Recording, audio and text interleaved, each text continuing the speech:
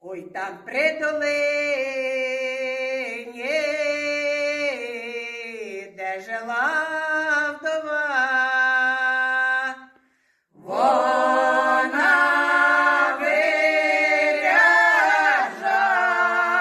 виряджала жен, ой, сина сокола, вона виряджала в армію дала.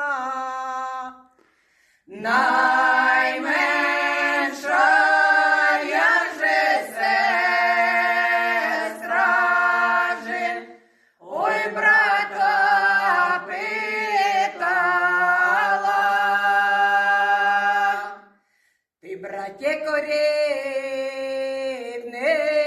корівний, ти ж один у нас, коли ж ти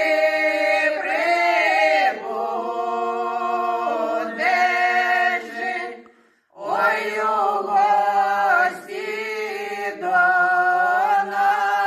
нас, як вийдеш ти, сестро,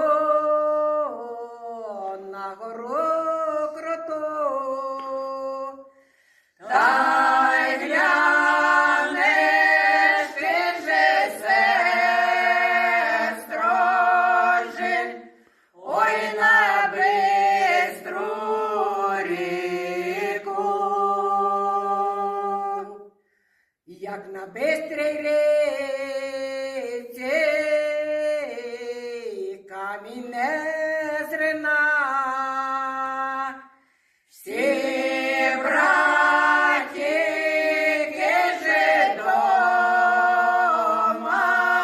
же, ой, я